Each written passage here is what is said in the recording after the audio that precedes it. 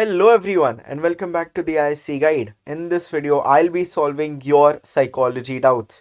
तुम्हारे जितने भी questions थे, I had asked for them on my WhatsApp channel and on a YouTube community post.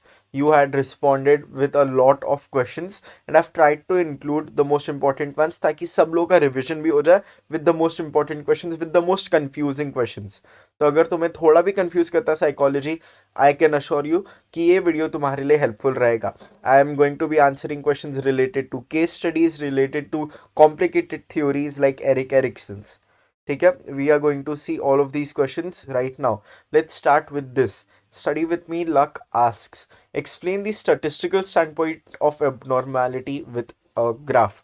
ठीक है, वेरी गुड क्वेश्चन. बट इसमें दो चीज़ें पॉइंट आउट करना चाहूँगा. सबसे पहले स्टैटिस्टिकल स्टैंड पॉइंट तुम नॉर्मली समझा दो. तो स्टैटिस्टिकल स्टैंड पॉइंट क्या होता है?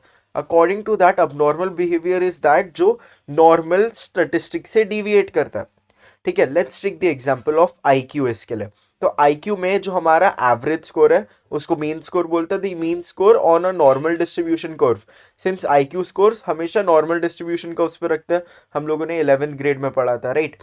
तो जो भी मीन रहता है that always lies on the centre. तो आईक्यू का एवरेज इज 100 पूरे पॉपुलेशन में. तो एनीथिंग दैट डिफर्स फ्रॉम 100 ज़्यादा कि थोड़ा बहुत डिफर तो हम लोग एक्सपेक्ट करते हैं. Everybody can't have exactly 100, but अगर ज़्यादा जा रहा है, for example it becomes less than 20, तो that time it is regarded as a intellectual disability. तो वो हो जाता है हमारा प्रोफाउंड इंटेलेक्चुअल डिसेबिलिटी. उसी के हिसाब से we have mild intellectual disability, moderate intellectual disability.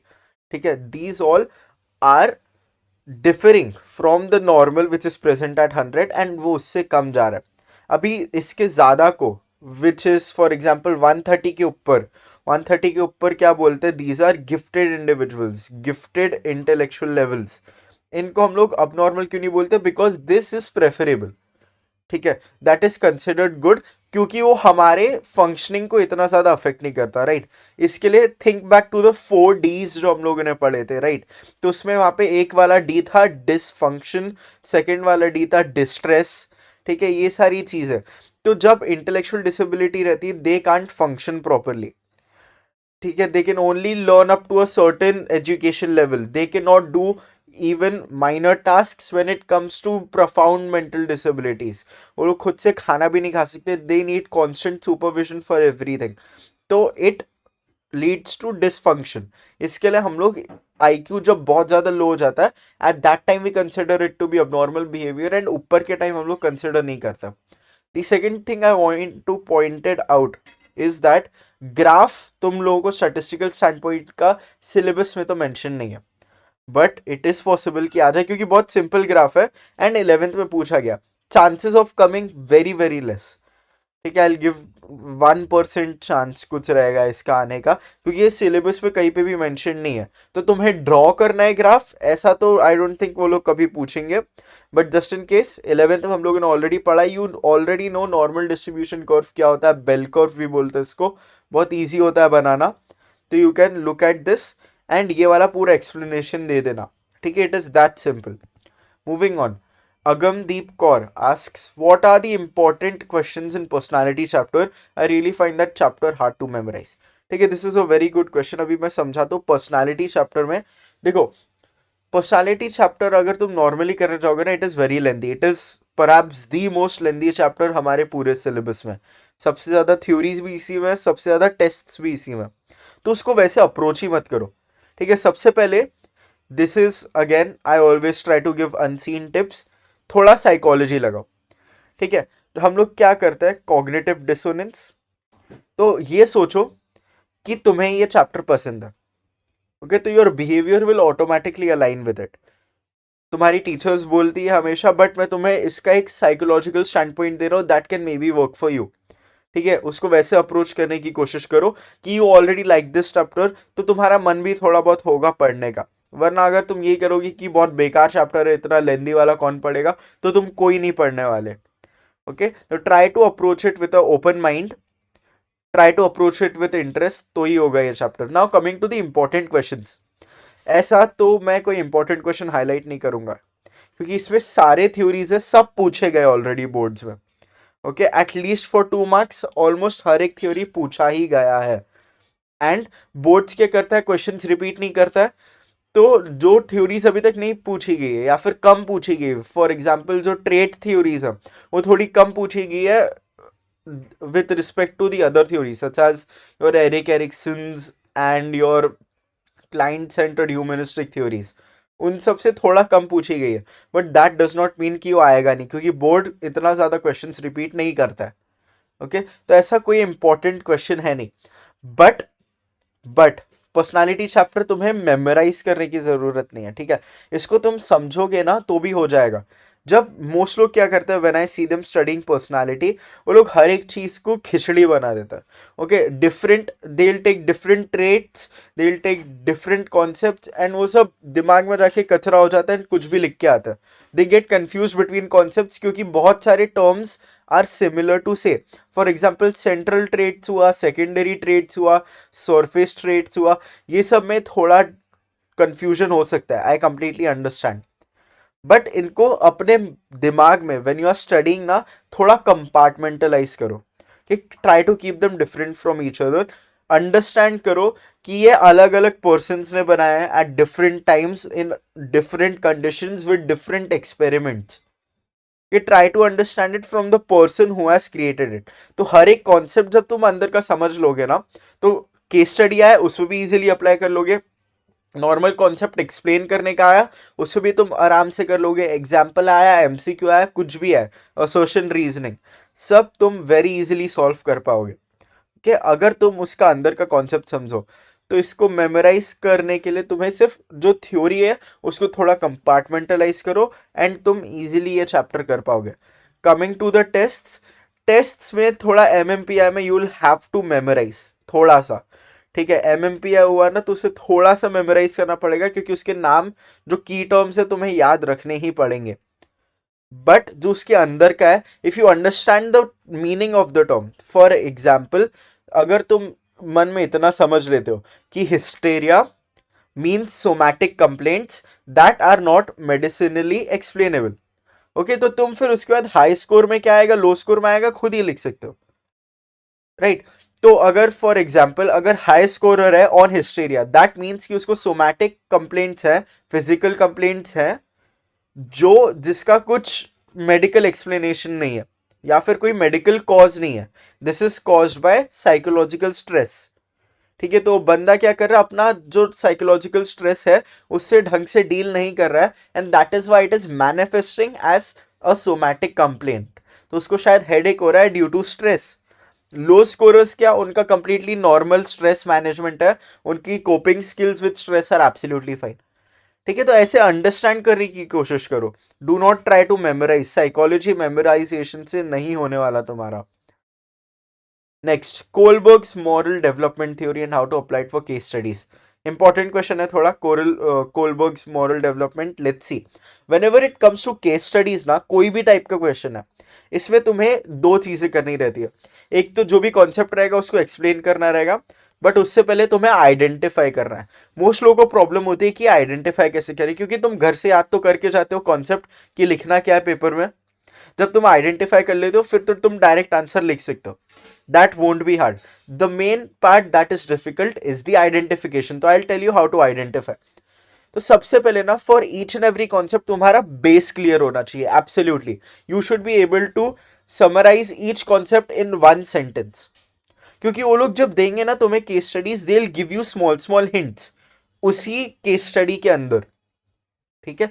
For example they will tell you, अगर लेट्स से कोई डिसऑर्डर्स का तुम्हारे पास केस स्टडी आया, they are telling you about phobias, तो वो लोग ऐसा कुछ बताएंगे कि वो किसी चीज को देख के बहुत ज्यादा डरने लगा, राइट। वरना अगर स्किज़ोफ्रेनिया तो they will mention the word hallucinations, वरना डेल्यूजन्स।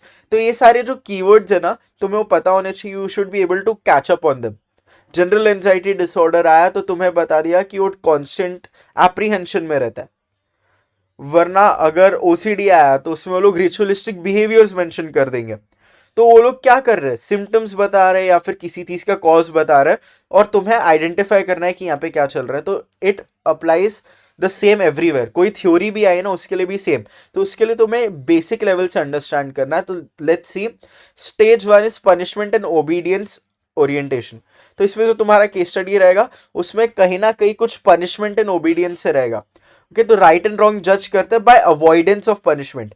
तो लेट्स से कि कोई बच्चे का केस स्टडी दे दिया, वहां पे वो बच्चा इज अवॉइडिंग पनिशमेंट, तो वहां से तुम देख सकते हो कि it is stage 1। Stage 2 is naive hedonistic. इस स्टेज में क्या, it the person always looks to satisfy their own needs, या फिर वो खुद को रिवॉर्ड करने के लिए देखते हैं, right. What is beneficial to me is what I will act upon, तो दैट इज नाइव हीडोनिस्टिक। तो ये वाला पैटर्न पूरे केस स्टडी में तुम ऑब्जर्व करने का ट्राई करो। तो जब भी तुम्हें लग रहा है कि लेट्स से ये आई थिंक मॉरल डेवलपमेंट का क्वेश्चन है, वो विल बी वेरी अपेरेंट, ठीक है। आई प्रॉमिस यू, जो भी काउंसिल तुम्हें केस स्टडी बना के देगा ना, they will make you very apparent कि कौन सा थ्योरी लग रहा है। एटलीस्ट उसका कॉन्सेप्ट तुम्हें रिकग्नाइज करने में थोड़ा डिफिकल्टी आएगी, but that is what I am telling you, ठीक है। तुम्हें एक बार थ्योरी पता चल गई, उसके बाद अगर तुम्हें इमीडिएटली क्लिक नहीं हो रहा है कि कौन सा है, इंटुइटिवली क्लिक नहीं हो रहा है, इट इज एब्सोल्युटली फाइन। तुम हर एक स्टेज लगा के देख लो। पनिशमेंट एंड ओबीडियंस, इससे रिलेट हो रहा है नहीं। नाइव हीडोनिस्टिक, इसमें क्या करते हैं हम लोग, हमेशा खुद के लिए देखते हैं, उससे कनेक्ट हो रहा है नहीं। Let's move on to the next one, good boy good girl orientation. इसमें मैं दूसरे लोगों को प्लीज करने पे ज्यादा डिपेंडेंट रहता हूँ। तो the right thing is what gains approval from others. तो वो अगर ऐसा है तो दैट इज मतलब case study is related to stage 3। Stage 4 is social order maintaining orientation. इसमें मोरालिटी जो होती है वो it is lying in obeying laws and obeying rules. जो भी लॉ है, जो भी रूल है, अगर हम लोग उसको ओबे कर रहे हैं, that is when social order हमारा मेंटेन हो रहा है। एंड सोशल ऑर्डर मेंटेन करना is our highest priority. Stage 5 में है। स्टेज 5 एंड स्टेज 6 थोड़ा इज एब्स्ट्रैक्ट, ठीक है, तुम वैसे समझ सकते हो। तो स्टेज 5 क्या, legalistic social contract orientation. Laws important है but they can be change to serve the greater good. Okay, तो इसमें प्रोग्रेशन तुम समझ पा रहे हो कि कैसे जा रहा है, और तुम फिर कंपेयर कर पा रहे हो। तो यहाँ पे वो लॉज ब्रेक करने के लिए रेडी है if it is helping certain people, या फिर it is helping at least one person, if it is for the greater good. Okay, next आता है stage 6, universal ethical principle orientation. इसमें मोरालिटी लॉज वॉज पे डिपेंड नहीं करता, they choose their own morality. जो प्रिंसिपल्स है उनके, वो खुद चूज करते हैं, depends on their life experiences, what they believe is the right thing to do. ये सब हमारा आता है इन स्टेज 6। तो अगर तुम इसको ढंग से अंडरस्टैंड करोगे ना, for each and every concept, सिर्फ तुम हर एक कॉन्सेप्ट को एक लाइन में डिस्क्राइब कर पा रहे हो ढंग से, एंड देन उसको कंपेयर कर रहे हो, तो तुम्हें बहुत ईजी हो जाएगा कि केस स्टडी में कौन सा सब कॉन्सेप्ट पूछा जा रहा है। Next, John Piaget's cognitive development, assimilation and accommodation, plus cognitive equilibrium and disequilibrium, and Kelly's attribution model. How can we interpret if it comes in case study? As I said, case study के लिए क्या है important है, सबसे तुम्हारा basic understanding. तो अभी मैं यहाँ पे तुम्हें एग्जाम्पल के साथ समझाने वाला हूँ, तो और भी ज़्यादा क्लियर हो जाएगा, ठीक है। ये टॉपिक थोड़ा सा कंफ्यूजिंग होता है लोगों के लिए वरना। कमिंग टू दिस, ठीक है, तो before I explain assimilation and accommodation, schema समझते। Schemas are mental representations of objects, concepts और एक्टिविटीज। मेंटल रिप्रेजेंटेशंस कैसे, फॉर एग्जांपल कैट, मैंने तुम्हें कैट बोला, तो मे बी तुम्हारे मन में एक इमेज आई होगी, राइट। तो अभी मैं बोल रहा हूँ तुम्हें डिस्क्राइब द इमेज, तो you will say things like it has pause, it has whiskers, उसके पॉइंटी ईयर्स है, इट हैज अ टेल, ठीक है। ये सारी चीजें तुम डिस्क्राइब कर रहे हो, मे बी उसका कुछ कलर बता पा रहे हो, maybe it is a ginger cat, वरना it is a grey cat, ठीक है। ये सब तुम थोड़ा बहुत डिस्क्राइब कर पा रहे हो। तो those characteristics that you have attributed to a cat, that is your mental schema of a cat, ठीक है। तो ये क्या हो गया, तुम्हारा एक रिप्रेजेंटेशन माइंड में। मैंने कोई स्पेसिफिक कैट बोली नहीं, but I have just said cat, and जो भी तुम्हारे मन में जो पहला इमेज आया, that is your schema of a cat in your mind. अभी देखते हैं असिमुलेशन एंड अकोमोडेशन क्या होता है। तो स्कीमा क्या हो गया, एक नॉर्मल कैट हो गई हमारी, ठीक है। फॉर एग्जाम्पल जब मैं इमेजिन कर रहा हूं, I imagine a ginger and white cat, ठीक है। अभी लेट्स से कि मुझे रोड पे चलते चलते एक जिंजर एंड वाइट कैट दिखी, ओके। तो क्या हो गया, it is same as my mental schema. तो मैं वो जो नया एक्सपीरियंस आया मैं उसको अकोमोडेट कर ले रहा हूँ. Okay, it will be better understandable अगर मैं तुम्हें समझाऊं with the example of a child. ठीक है, लेट्स से कोई बच्चे ने देखा बचपन से कि जो लड़कियां होती है only girls wear pink colour. ठीक है, पिंक कलर के कपड़े सिर्फ और सिर्फ गर्ल्स पहनती है. तो एक मेंटल स्कीमा बना लेता है कि whoever wears pink is a girl. ठीक है, जैसे ही तुमने बना के रखा है कि if you see an animal with whiskers with pointy ears and with cat like eyes, तो वो एक कैट है. ठीक है, तो यहाँ पे वो बच्चे ने क्या बना के रखा है, anybody who wears a pink dress is a girl. वो उसका मेंटल स्कीम है. तो वो बाहर गया, कोई फेयर पे गया, एंड देन उसने देखा कि वहां पे जितनी भी लड़कियां हैं उन लोगों ने पिंक पहना है. ठीक है, जिसने भी पिंक पहना है वो लड़की ही है, वो देख रहा है. तो उसको बोलते हैं assimilation. It is the process of incorporating new experiences into existing mental schemas. तुम्हारा ऑलरेडी मेंटल स्कीमा है कि only girls can wear pink, and जो नया एक्सपीरियंस है उससे मैच हो रहा है, तो वहां पे असिमिलेशन आता है. तो ये क्या बनाता है, cognitive equilibrium, where the experience and your schema is in equivalence. तो वो असिमिलेशन से रिलेट होता है. ठीक है, नाउ लेट्स से कि उस बच्चे ने एक लड़के को पिंक कलर की टी शर्ट पहनते हुए देखा है. एट दैट टाइम क्या होगा, उसका mental schema will differ from the fact. उसने उसके हिसाब से तो सिर्फ लड़कियां पहन सकती है pink, and when he sees for example a boy wearing pink, तो मे बी हंसने लगेगा क्योंकि उसको बिलीव नहीं हो रहा, right, that is not the mental schema that he has, and वो असिमुलेट नहीं हो पा रहा है. तो this creates cognitive disequilibrium, since उसकी स्कीमा में और जो एक्चुअल फैक्ट है, जो एक्चुअल एक्सपीरियंस है, उसमें बैलेंस नहीं है. तो एट दैट टाइम अकोमोडेशन अकर होता है. यहां पे जो एग्जिस्टिंग स्कीमाज है उसको हम लोग मॉडिफाई करते हैं कि जो पिंक कलर है that can be worn by both boys and girls, and pink is just a colour of an outfit. It doesn't represent a particular gender. तो वो उसका वहां पे स्कीमा चेंज हो जाता है. ठीक है, तो असिमिलेशन हमारे कॉग्निटिव इक्विलिब्रियम में when the experience and facts match the existing schema, and accommodation तब होता है when the facts and experiences differ from the schema. तो वहां पे डिसइक्विलिब्रियम आ जाता है. Moving on to Kelley's attribution model, इसको बहुत लोग भूल जाते हैं but it is also called the covariation model. Okay, इसमें तीन चीज है, consensus, consistency and distinctiveness. Again हम ये तीनों के सिर्फ डेफिनेशन समझ लेंगे ना, मोर देन इनफ. तो तुम्हें आइडेंटिफाई क्या करना रहेगा, कोई केस स्टडी आया तो अगर केस स्टडी में देके रखा है उसका attribution is done through consensus. तो कंसेंसस कैसे दिखाएंगे वो लोग कि other people are also behaving in the same way in the given situation. तो अगर कोई कॉमेडियन ने जोक मारा एंड तुम्हारे दोस्त राज ने हंसा, एट दैट टाइम बाकी लोग भी हंसे, तो दैट मीन्स कि एक कंसेंसस है कि द कॉमेडियन इज फनी. तो वो क्या हो गया, एक एक्सटर्नल फैक्टर हो गया, not an internal factor.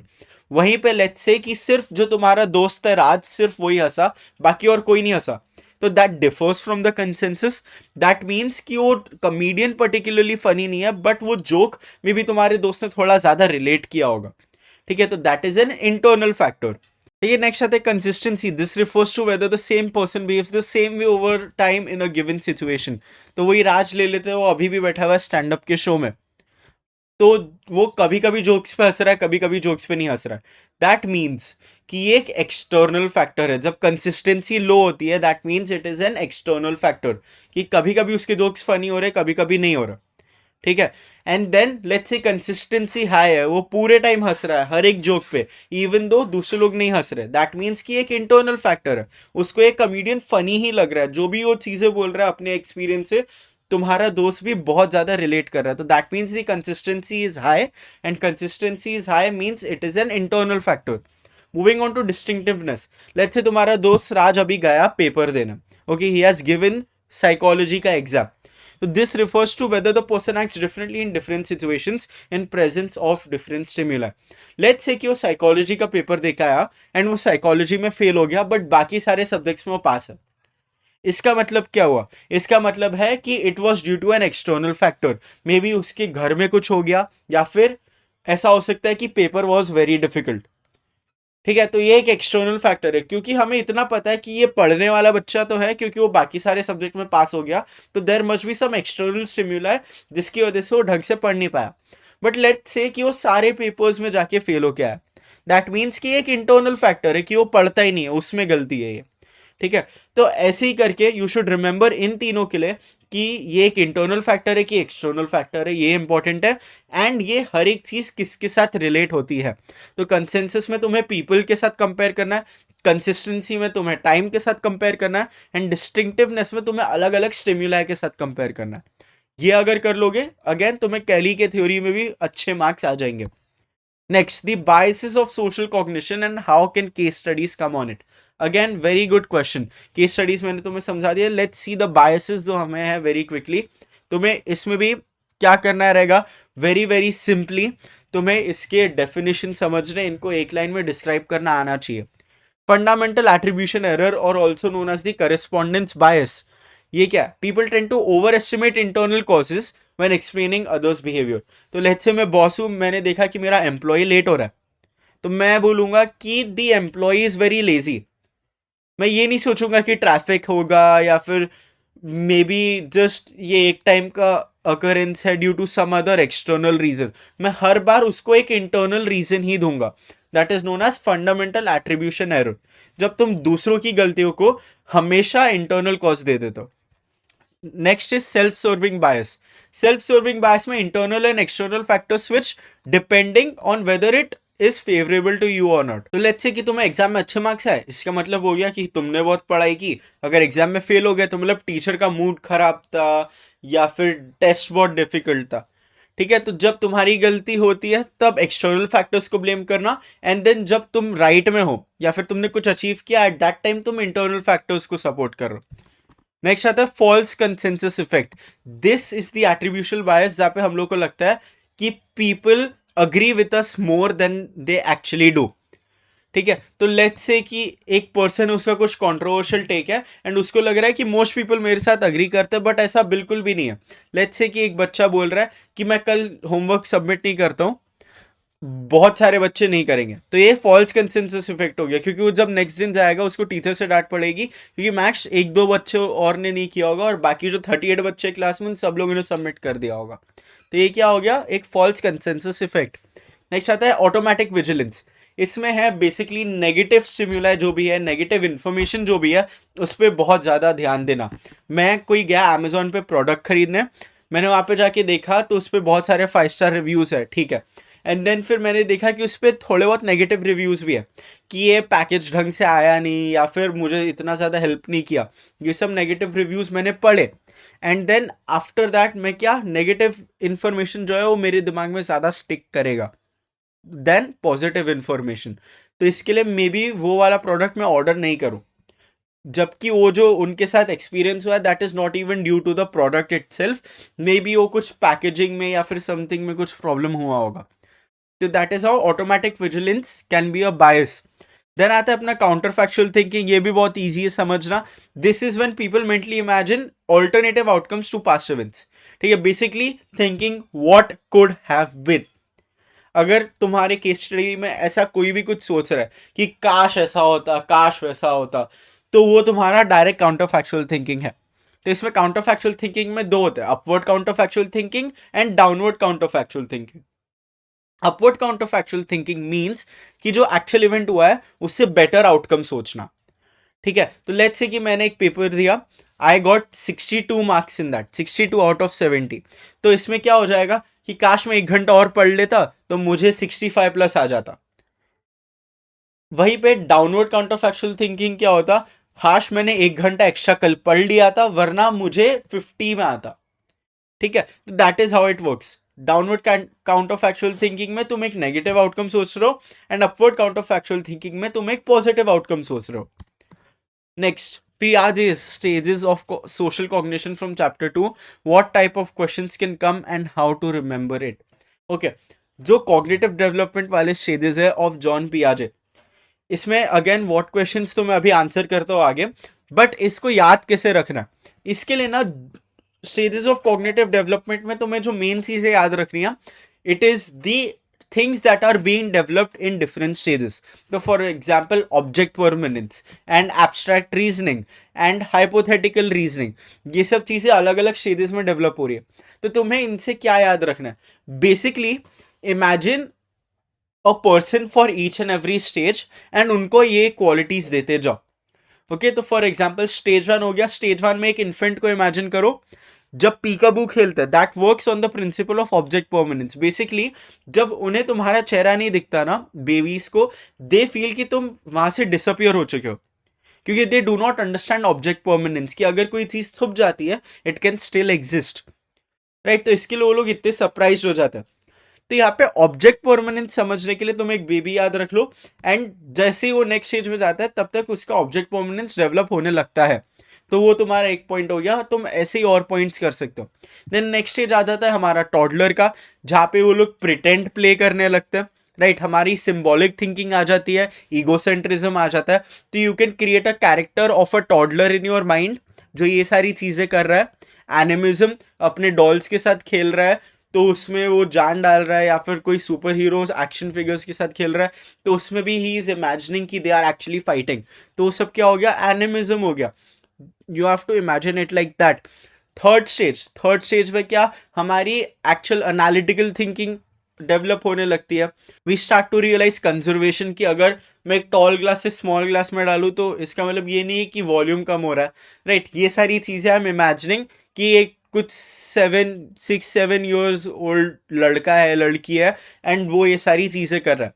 And then coming to the final stage, वहां पे एक मे बी एन एडोलेसेंट या फिर अ फुली ग्रोन अडल्ट जो hypothetical and abstract reasoning perform कर पा रहा है, ठीक है. तो this is what I want you to do. हमेशा ना थोड़े बहुत एग्जाम्पल से ट्राई करो याद रखने का, तो इससे बहुत ईजी हो जाता है. When you remember things and concepts as characters तो बहुत ईजी हो जाएगा. डिसऑर्डर्स के लिए भी यही टिप है मेरा. कोई सिम्टम आता है ना, go and see like a video on it ताकि तुम्हें पता चले. तो फॉर एग्जाम्पल स्किज़ोफ्रेनिया हुआ तो go and see a video of catatonic schizophrenia patients. वो लोग कैसे बैठे रहते हैं पूरे time. See videos of waxy flexibility, see videos of echolalia, वो लोग क्या बोलते हैं. See videos of OCD. ये सब जाके देखो तो तुम्हें मन में क्लियर होगा ना, तो तुम इजीली डिस्क्राइब भी कर पाओगे. एंड जब तुम वो केस स्टडी पढ़ रहे हो एट दैट टाइम तुम ऑफकोर्स थोड़ा इमेजिन तो करोगे कि वो क्या डिस्क्राइब कर रहा है, तो तुम्हें अगेन वहां पे भी आइडेंटिफिकेशन में बहुत ईजी हो जाएगा. If a student has not done psychology till now, basically didn't consider it as a priority, then what should they do to score at least 40 to 45 out of 70? Honestly, 40 to 45 out of 70 बहुत easy है score करना psychology में. क्योंकि इसमें देखोगे ना तो we have like 50-55 कुछ थ्योरीज एंड एक्सपेरिमेंट्स. ये तुम्हारा ऑलमोस्ट 80-90% पेपर बनाते हैं, ठीक है, जस्ट द थ्योरीज. तो अगर तुम ये थ्योरीज कर लोगे, तुम्हारे पास 15 दिन बाकी है, ठीक है. रोज तो नहीं करोगे क्योंकि तुम्हें लिटरेचर और ग्रामर के लिए भी प्रिपेयर करना है. लेट्स से कि तुम 5 दिन भी प्रिपेयर कर रहे हो, उसमें से 2 दिन तुम निकाल लो for just paper solving. That leaves you with let's say 3 या 4 days. 4 days ले लो. 4 days है तुम्हारे पास 50 थ्योरीज याद करने के लिए. That comes to about 10-15 theories a day. और बहुत सारी थ्योरीज जस्ट 2-3 लाइन की है. If you consider things like G and S factor, वरना fluid and crystallized intelligence, वरना cognitive dissonance theory, ये सब बहुत छोटी है. बड़ी बड़ी थ्योरी ज़्यादा नहीं है. You have Erik Erikson's, you have cognitive development stages, बहुत कम है, लाइक 4 या 5 होंगी बड़ी वाली थ्योरीज. ओके, तो if you are willing to do it ना तो बहुत ईजिली हो जाएगा. बट सिर्फ और सिर्फ लर्न करना इंपॉर्टेंट नहीं है, इसके साथ तुम्हें इफेक्टिव रिवीजन भी करना है. रिवीजन कैसे करना है? ओपन द सिलेबस जाओ, हर एक वर्ड पढ़ो. अगर तुम्हें हर एक वर्ड का आंसर आ रहा है, you understand what the concept is, तभी तुम्हारा पूरा रिवीजन हुआ. क्योंकि बहुत लोग क्या करते हैं, they for example look into my notes या फिर they look into their own notes and कभी कभी टीचर्स के नोट्स, एंड उसमें क्या हो जाता है, मे बी एक टर्म मिस हो गया कहीं पे, ओके, या फिर जस्ट वो लोग स्किम रीड कर रहे हैं and they miss the definition of some important thing. तो जब मिस हो जाता है that can lead to missing marks ना, ऑफकोर्स. तो always try to revise from the syllabus. तब तुम्हारा प्रॉपर पूरा सिलेबस कवर हो जाता है ना बेसिकली. तब सिलेबस लेके बैठो एंड देखो कि तुम्हें हर एक कॉन्सेप्ट आता है कि नहीं. तो पहले do a mass revision and then see if all concepts are covered.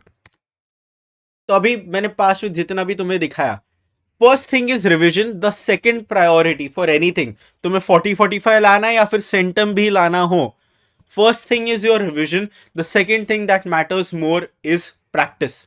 तो तुम्हें अगर मोस्ट प्रेडिक्टेबल क्वेश्चन चाहिए, क्वेश्चंस आंसर कैसे करने, क्वेश्चंस आ कैसे सकते हैं, ये सब चीजें, केस स्टडीज के एग्जांपल्स, ये सब चीजें तुम्हें मिलने वाली है in the ISC psychology success papers bank. Okay, this has everything that you need. इसमें 5 क्यूरेटेड पेपर्स है जो मैंने पर्सनली बैठ के तुम्हारे लिए बनाए हैं।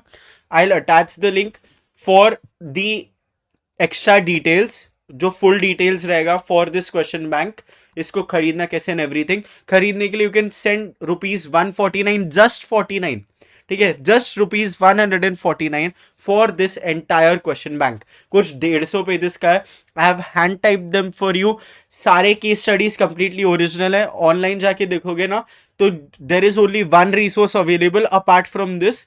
उसमें तुम्हें 4 पेपर्स मिल रहे हैं, उसमें से एक स्पेसिमेन पेपर ऑफ 2026 है जो ऑलरेडी फ्री के लिए अवेलेबल है, एंड एक अनसॉल्व पेपर्स है। मैं तुम्हें पांचों के 5 सॉल्व पेपर्स दे रहा हूं, that will sit perfectly into the roadmap that I've prepared for you and perfectly for the most efficient and most accurate board preparation. तो गो एंड बाय दिस। बहुत सारे लोगों ने ऑलरेडी खरीद लिया। It is available at just ₹149। Payment करो 149 का to इधर दिस यूपीआई आईडी, वरना स्कैन कर लो and then send a screenshot of the payment to purchase.iscguide@gmail.com। ठीक है। In the final stage, the right practice more than just theory, remember this, and तभी तुम अच्छे मार्क्स एक्सपेक्ट कर सकते हो। Practice, practice and practice. Moving on to the next question. Sir, can you explain methods of persuasion for 5 to 7 marks? It is a board question. Absolutely. बहुत सारे लोगों ने पॉइंट आउट किया था अगर 5 to 7 मार्क्स के लिए आए तो क्या लिखना है। मैंने जब persuasion समझाया था, I had given you 2 models, ठीक है, HSM एंड ELM वाले मॉडल्स दिए थे। बट अगर ऐसा 5 to 7 मार्क्स का क्वेश्चन आया जहाँ पे मेथड्स ऑफ परसुएशन पूछा है एंड नॉट मॉडल्स, वो जो मैंने 2 चीजें दी है, those are models of persuasion. But जब मेथड्स ऑफ परसुएशन पूछा जाए तो तुम्हें क्या लिखना है, यहाँ पे मैं तुम्हें गूगल डॉक्स में नोट्स दे रहा हूं। First is your appeal to logic, ठीक है, ये जो भी है ना, these are 6 appeals that I am giving to you and these are appealing to different things. Basically जो पर्सन है उसको तुम कैसे अप्रोच कर रहे हो। तो अपील यहाँ पे बेसिकली मीन्स कैसा अप्रोच कर रहे हो या फिर किस चीज को तुम बहलाने की कोशिश कर रहे हो उनके अंदर। तो लेट्स से कि पर्सन 1 के पास तुम गए and you want to sell them something. Okay, तुम्हें अपना एक प्रोडक्ट बेचना है, तो अपील टू लॉजिक कैसे करोगे, you will give them different statistics या फिर एम्पेरिकल प्रूफ दोगे दैट बेसिकली, या फिर तुम एक आर्ग्यूमेंट बनाओगे that makes rational sense to them, तो that would be appeal to logic. तो वहां पे वो लोग लॉजिक से वो प्रोडक्ट खरीदने की कोशिश करेंगे। Next comes appeal to emotion. तो ये बेसिकली क्या हो गया, तुम्हारे इमोशंस को करना। कि for example I am selling solar panels, ठीक है, लेट्स से कि मैं सोलर पैनल्स बेच रहा हूँ, तो उसमें मैं तुम्हें जाके बोलूंगा कि if you are not conserving fossil fuels, तो तुम्हारे बच्चों के लिए नहीं रहेंगे एंड तुम्हारे ग्रैंड चिल्ड्रन के लिए नहीं रहेंगे। ये सारी स्ट्रैटेजीज क्या होगी, appeal to emotion. You can read these, मैं फुल रीड थ्रू नहीं कर रहा हूँ since this is just a revision video. Next is appeal to morals and ethics. तो उन लोगों के अंदर का जो सुपर ईगो है तुम उसको अपील कर रहे हो कि it is your moral duty to actually buy this solar panel. Why? क्योंकि you need to protect the environment, वो तुम्हारा एक एथिकल मॉरल ड्यूटी बनता है। Next is appeal to authority, कि जो भी लीडिंग साइंटिस्ट है ऑन क्लाइमेट वो सब रेकमेंड करते हैं that you buy solar panels. तो ये क्या हो गया, अपील टू अथॉरिटी, क्योंकि मोस्ट पीपल थिंक कि मे बी ये लोग ज़्यादा नॉलेजेबल हैं, तो इसके लिए अपील टू अथॉरिटी बहुत इंपॉर्टेंट हो जाता है। Next is appeal to urgency. तो इसमें क्या बोल सकते हो, सर सोलर पैनल ले लो, सर सोलर पैनल ले लो, 2 ही बाकी है मेरे पास और फिर उसके बाद परसों तक सब सोल्ड आउट हो जाएंगे, इसके बाद तो मैं मिलेंगे नहीं। तो ये क्या करता है, एक अर्जेंसी क्रिएट करता है, एक टाइम लिमिट क्रिएट करता है and that forces people to buy more early. इसके लिए appeal to urgency. And last is appeal to community validation और सोशल प्रूफ। ये सर देखो, आपके जो भी नेबरहुड है सब लोगों ने सोलर पैनल्स लगा लिए, सिर्फ आपके पास ये मैनुअल हीटर पड़ा है, तो आप क्या करो, आप ये वाला ले लो, अपना इलेक्ट्रिक हीटर हटा दो एंड सोलर पैनल से तुम्हारा पानी गर्म करो, सिंस पूरा नेबरहुड कर रहा है। तो पूरा नेबरहुड क्या हो गया, that gives social proof, community validation, ठीक है। तो that will urge people to buy more of the stuff that you are providing them, in this case the solar panel. So I hope that answers this question. तुम्हारा persuasion 5 to 7 marks इसमें completed है. 7 marks का है तो इसके ऊपर से ये 6 पॉइंट एंड प्लस परसुएशन का डेफिनेशन एंड एक एग्जाम्पल दे दो. ठीक है, that is more than enough.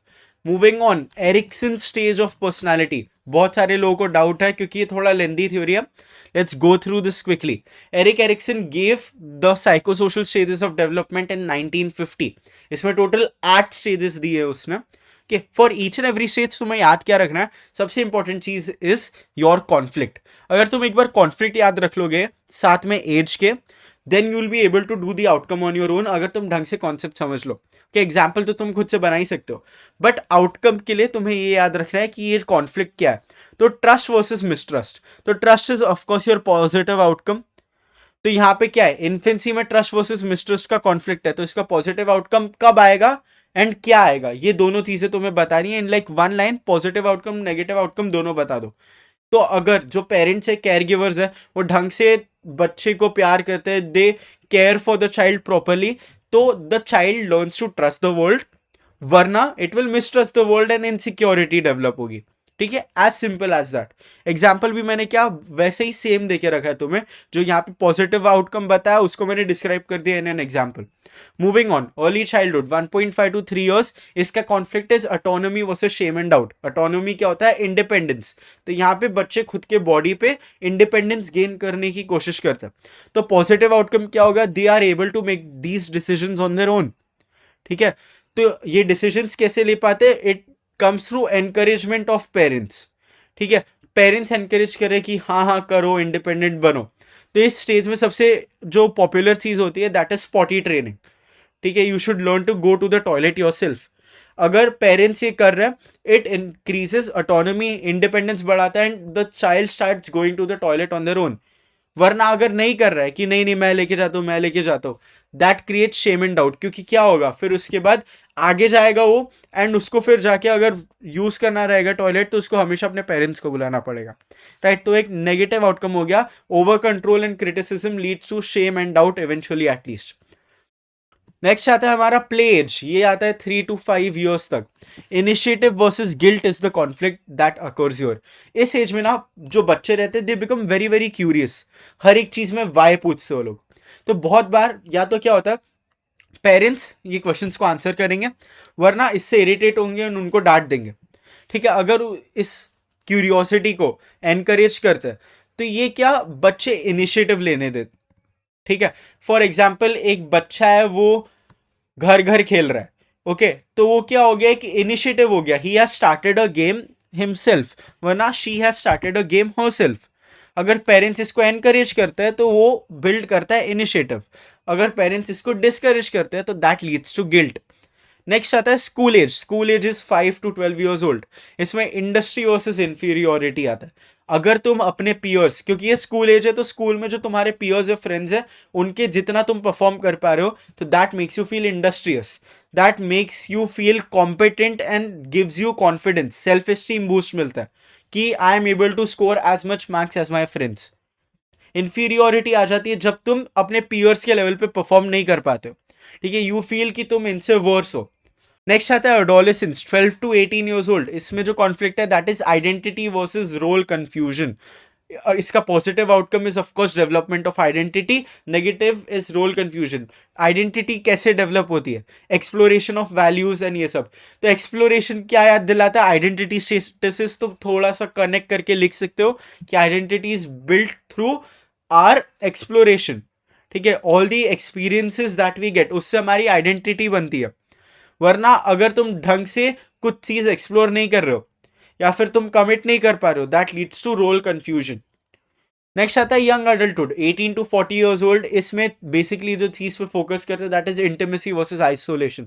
इसमें you have to find the balance between yourself and others. अगर तुम खुद पे ज्यादा फोकस करोगे that leads to the negative outcome of isolation. अगर तुम एक परफेक्ट बैलेंस फाइंड कर पाते हो कि तुम सेल्फ केयर भी कर पा रहे हो एंड दूसरे लोगों की भी देखभाल कर पा रहे हो, that leads to intimacy and healthy romantic relationships. वो तुम्हारा पॉजिटिव आउटकम हो गया. penultimate one is middle adulthood, 40 to 65 years old. इसमें generativity versus stagnation. Generativity basically means to productivity and stagnation means कि तुम एक ही जगह पे रुक गए हो, you are in a slump. तो इसमें क्या रहता है, we want to contribute to society.